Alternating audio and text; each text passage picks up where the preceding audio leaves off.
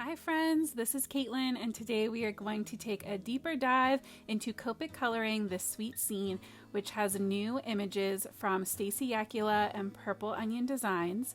These are red rubber stamps, and I did go ahead and already stamp out my scene and mask it and all of that because I really wanted to focus this video more on the coloring and less on everything else, but I will link one of my other videos that I've put out sharing that process of how I kind of mask and create my scenes with the red rubber stamps, the unmounted stamps that Purple Onion sells. It's really not hard, especially once you get a little bit of practice, but I really wanted to focus on that coloring today. So I am starting out by coloring in my sky. I really wanted to play with some interesting colors. I wanted to create like a very dramatic ombre sunset sunrise sky, and I normally try to avoid these big broad skies because they make me nervous, and I really wanted to kind of push myself to have fun and try something that wasn't going to necessarily be easy, but I knew would be absolutely beautiful if I managed to pull it off, and I'm very happy with how it turned out in the end. So I started by creating my lightest yellow at the bottom and then a little bit of a deeper yellow. Now I'm working up into my YRs, pulling in the orange, and you can see I'm kind of creating a base color and then going back in and adding some horizontal kind of hash marks or like streaks across, and that just helps to everything to blend together. I found that when I feel like I'm struggling or my skies aren't turning out the way I want them to, that if I go back in and add in those horizontal lines and kind of overlap my colors, as you see me doing right here with that red, I really like how my end result looks, and the blending feels a lot more natural to me. I just have a really hard time with blending in these kinds of skies where you're just doing one solid color. So I found that doing this 2-layer kind of process, creating that kind of block of color and then going back in to create those lines across really helps to just break everything up. So we went from Y to YR, R to RV. Now we're up to the V's, and then we're going to pull in a BV, and then at the very end we'll pull in a B. And I'm just keeping my colors all kind of in the 0s to 2s on that second number, and that really helps to make sure that everything is kind of the same lightness, so that everything kind of flows together a little better. So you can see now I'm bringing in that BV, and then I'm going to take a break, but later on we'll add in the B. I was just worried about my paper getting a little too saturated. There you go, there's the B. But before we go on past our sky, I just wanted to take this second to ask you, if you haven't subscribed already, please make sure you hit that subscribe button so you can join our crafty family and you won't miss any of the fun videos I put out every Friday. So now I'm going in with my bells, and I wanted to kind of create some brass bells. So I'm going in with some yellows and some YRs and just kind of shading those in. And you can see the more I kind of looked at it, the more I wasn't super happy with the sky as it was drying. And I think that's something sometimes we forget to do, is to give the ink a couple minutes to dry and settle, and then go back in and make our adjustments. If you just keep adding in all of your layers while everything is super wet, sometimes it just gets too muddy and everything's kind of sliding around together. If you give it a second to dry, you get a little bit more of a clear picture of what you're working with.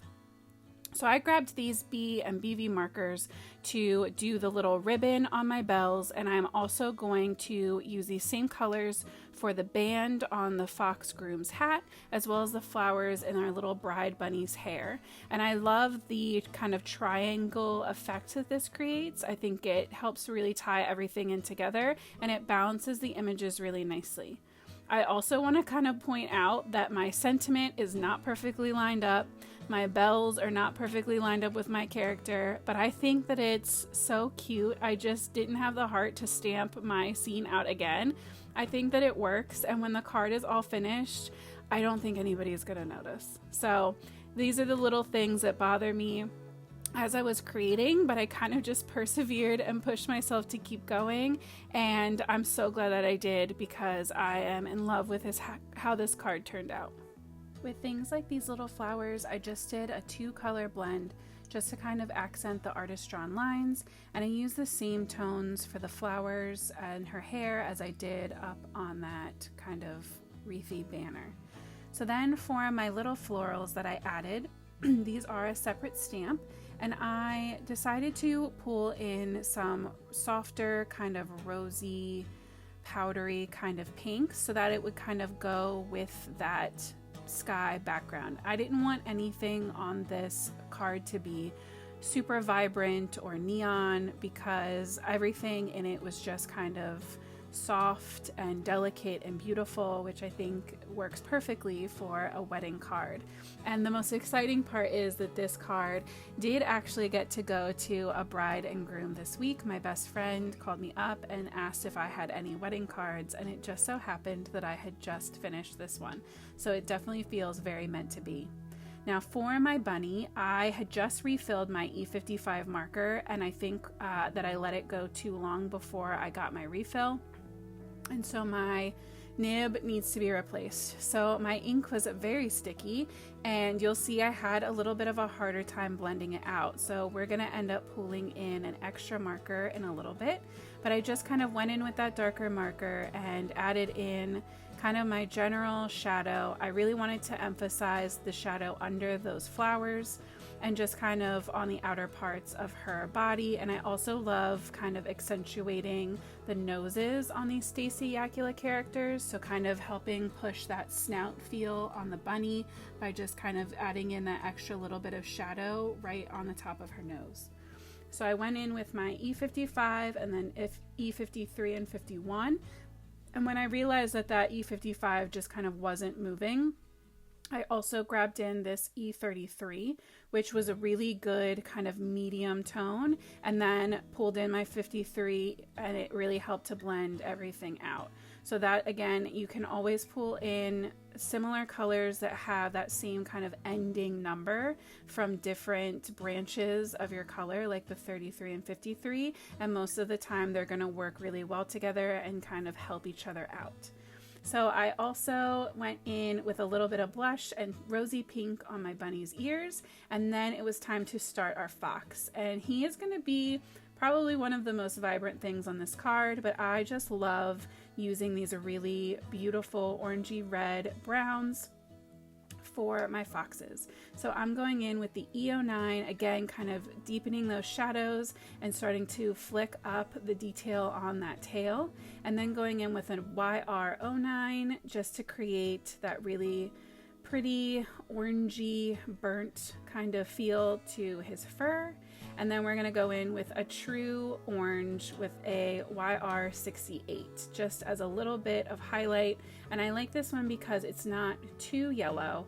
The ones I was using before with the markers that I had tend to run a little more golden, and they're still pretty, but for this fox and how the kind of I had the golden bells and everything, I wanted him to kind of stand out and be a little unique. So I'm going in now with some E00 and E11 to add in his little shading on his little mask and his belly and the end of his tail. And I will go back in a minute to add even more detail to the tail. But then I decided to jump over to finish his hat. So I grabbed my neutral gray markers and I accentuated the edges to create a kind of more rounded effect on his hat by leaving that little bit of space right at the edge where kind of it would curve and the extra light would hit that curve. It just kind of helps to give more of a round illusion, and it's a little detail that I picked up from watching Amy Young do her coloring. If you haven't seen Amy's videos, she's amazing, and she's starting to post more to YouTube, so I will definitely be leaving her channel linked down in the description box below for you at Sweet November Stamps. She is an amazing Copic colorist. I owe so much to her. I also have learned a ton from Christy over at Christy Gets Crafty, and I'll link her as well. And my last favorite, well not last, but my other top favorite for coloring, kind of learning and know-how, is the Marker Geek, who does a lot of stuff. Elaine does a lot of work with stamping Bella, and her Copic tutorials are kind of really peaceful and calming, and are over instrumental music, so you can kind of just watch and enjoy, and honestly I love falling asleep to them, but then on the next morning I always have to pull them back up and watch them because I want to see how she finished her scene. So I'll leave all three of those lovely ladies linked down in that description box below, and if you have a favorite colorist, I would love to hear who you go to for your coloring advice. Definitely leave me a comment if you can and let me know what you think, because I'm always looking for even more people to add, because everyone colors differently and you can learn something from everyone. So I decided to change up my greens. I went for more of my YGs for my grass, and now I pulled in some BGs for the leaves on my little floral stems and leaves here, just so that everything kind of went together. Nothing super loud and bright like I said before, but this way, you know, it doesn't completely blend in where you lose that detail. So I decided that there was something missing from this card, and it was a little bit of that kind of magical enchantment feel. So in one of Sandy Allnock, oh my gosh, how did I not mention Sandy Allnock? Sandy Allnock is like the queen of Copic coloring tutorials. She has her own online classes. I've taken some of them. They're amazing. One of my favorites was the enchantment. She's done a couple series of them, and adding in these little white dots and little kind of glistening, glittering stars is one of the trademarks of her enchantment pieces. I definitely did not do this justice. I wish I had given it a little more movement, but I love the extra little bit of dazzle that this gave to the card without having to add any actual embellishments. So I am so grateful that you came to hang out with me today. I hope this is inspiring you to take out your markers or your pencils and get some coloring in over this long weekend.